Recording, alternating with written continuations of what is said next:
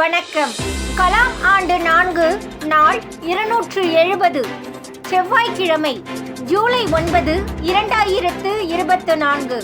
இன்றைய நம்பிக்கை செய்திகள். மாணிக்க மாணவர்களே நாட்டின் எதிர்கால நம்பிக்கை.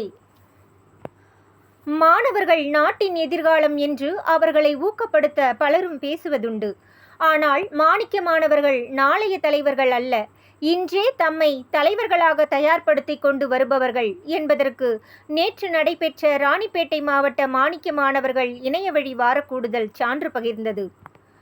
ஜூலை 8 அன்று இரவு 7 மணிக்கு இணையவழி வாரக்கூடுதல் திட்டமிடப்பட்டிருந்தது. திட்டமிட்டபடி மாவட்ட பொறுப்பாளர் 8ஆம் வகுப்பு படிக்கும் மாணவன் செல்வன் கவியரசு அலைபேசியில் இணைய சில நிமிடங்கள் தாமதமாகியது. இருப்பினும் 8ஆம் வகுப்பு பயிலும் மாணவி கிருதவர்ஷினி கவியரசு இணையவில்லை என்றாலும் தானே முன்னெடுத்து திட்டமிட்டிருந்தபடி சென்ற வார அனுபவங்களை மாணவர்களை சொல்ல வைத்து கேட்டுக்கொண்டிருந்தார். அச்சமயம் இணைந்த கவியரசு உடனே குறுக்கிடாமல் என்ன நடக்கிறது என்று கவனித்துவிட்டு பிறகு நான் தொடர்கிறேன் என்று கூறியது தலைமை பண்பின் அடையாளம். அடுத்து அவர்கள் எடுத்துக்கொண்டிருந்த தலைப்புகள்: திருக்குறள் எண் 118, சமன் செய்து சீர்தூக்கும் கோல் போல் அமைந்தொரு பால் கோடாமை சான்றோர் கனி. இக்குறளுக்குண்டான கருத்து அல்ல, அனுபவங்களை கூறியது குறிப்பிடத்தக்கது. 3வது, படம் பார்த்து கருத்து சொல்லல். எதிர்மறையை தவிர்த்து நேர்மறையாக சொல்வதெப்படி என்பதை சாலையில் உள்ள துப்புரவு தொழிலாளியை காண்பித்து ஒரு தாய் தன் மகளிடம் நீ சரியாக படிக்கவில்லை என்றால் இப்படித்தான் ஆவாய் என்றும், இன்னொரு தாய் தமது மகளிடம் அதே துப்புரவு தொழிலாளியை காண்பித்து நீ நன்றாக படித்தால் இந்த நாட்டின் குப்பை முழுவதையும் அகற்றலாம் என்றும் கூறும் கருத்துக்கள். மேலும் மாணிக்க மாணவர்கள் தமது வீட்டில், பள்ளியில், சமூகத்தில் பொறுப்பாக நடந்து கொண்ட அனுபவங்களை பகிர்ந்து கொண்டது. அதில் முதலாவதாக, தான் வீட்டின் குப்பைகளை பிரித்து கொடுத்து வந்ததால் துப்புரவு தொழிலாளி குப்பையில் தயாரிக்கப்பட்ட இயற்கை உரத்தை தன்னிடமே கொண்டு வந்து கொடுத்ததும்.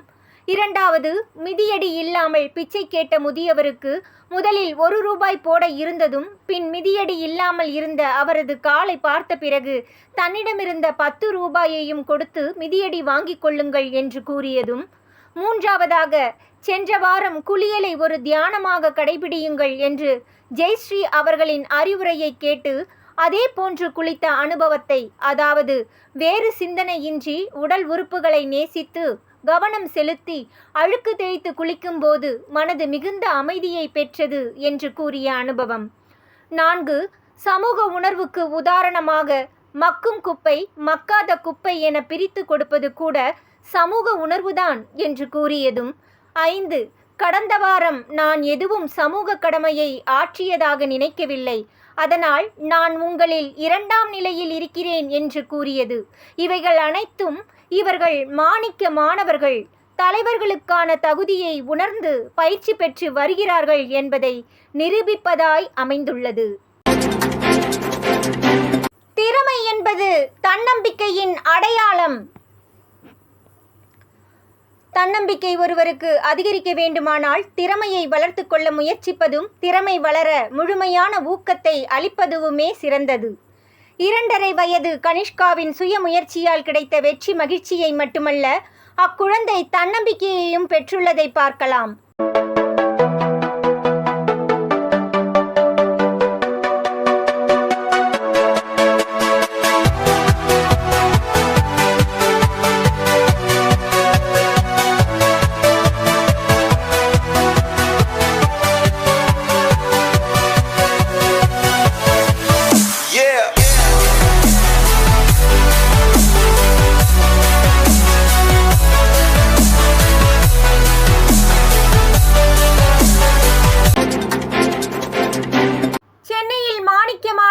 பயணம் உள்ளம் நாடி இல்லம் தேடி பயணம்.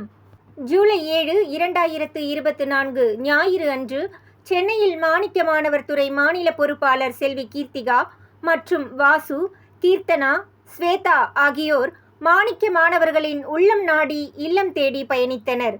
முதலாவதாக வடசென்னை பெண்குயின் மாலை நேர பாடசாலைக்கு சென்று சென்னை மாவட்ட மாணிக்க மாணவர் பொறுப்பாளர் தீபலட்சுமி மற்றும் பெண்குயின் டியூஷன் சென்டர் மாணிக்க மாணவர்களுடன் இணைந்து சென்னை மாணிக்க மாணவர்களின் நேரடி வாரக்கூடுதலை அன்று அவ்விடத்திலேயே நடத்தி முடித்தனர்.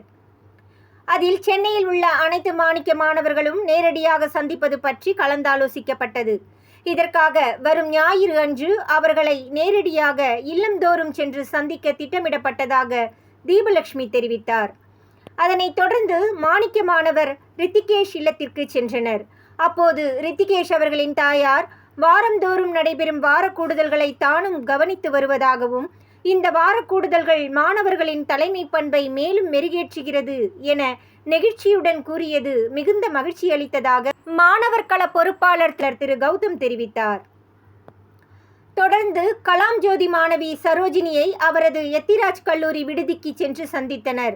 அங்கு ஏற்கனவே நடைபெற்ற கல்லூரி மாணவர்களுக்கான 2 நாள் தலைமை பயிற்சி முகாம் போன்று மீண்டும் நடத்தப்பட வேண்டும் என்றும், அதற்கான தமிழ்நாட்டில் கல்லூரி மாணவர்களை எவ்வாறு ஒருங்கிணைப்பது, தேர்வு செய்வது பற்றி கலந்தாய்ந்தனர். இறுதியாக 11ஆம் வகுப்பு படிக்கும் மாணிக்க மாணவர் செல்வன் கோகுலகிருஷ்ணனை அவர் படிக்கும் மாதிரி பள்ளி மாடல் ஸ்கூலுக்கு சென்று அவரின் அடுத்த கட்ட செயல்பாடுகள் பற்றியும் மாணிக்க மாணவர் திட்டத்தின் செயல்பாடுகள் குறித்தும் ஆலோசித்தனர். செல்வன் கோகுலகிருஷ்ணன் JEE தேர்வுக்காக தயாராகி வருவது மாணிக்க மாணவர்களின் உயர்ந்த இலக்கை கண்டு பிரமிக்க வைத்ததாக உடன் சென்ற மாணவர் கள பொறுப்பாளர் திரு கௌதம் தெரிவித்தார். கரூரில் நல்லோர் வட்டத்தின் நேரடி சந்திப்பு. ஜூலை 10 புதன்கிழமை மாலை 6 மணிக்கு கரூர் நல்லோர் வட்டத்தின் பொறுப்பாளர்கள் நேரடி சந்திப்பு நடைபெறவிருக்கிறது.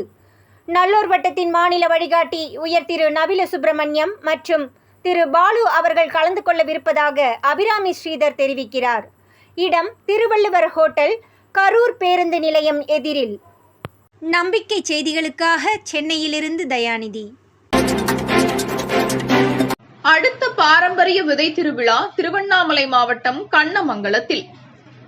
வந்தவாசியில் வெற்றிகரமாக நடந்து முடிந்த பாரம்பரிய விதை திருவிழாவை அடுத்து ஜூலை 17 புதன் அன்று காலை 9 மணி முதல் மாலை 3 மணி வரை திருவண்ணாமலை மாவட்டம் கண்ணமங்கலம் சுற்றுவட்டார இயற்கை விவசாயிகள் ஊர்தோறும் விதை திருவிழா நடத்த உள்ளனர்.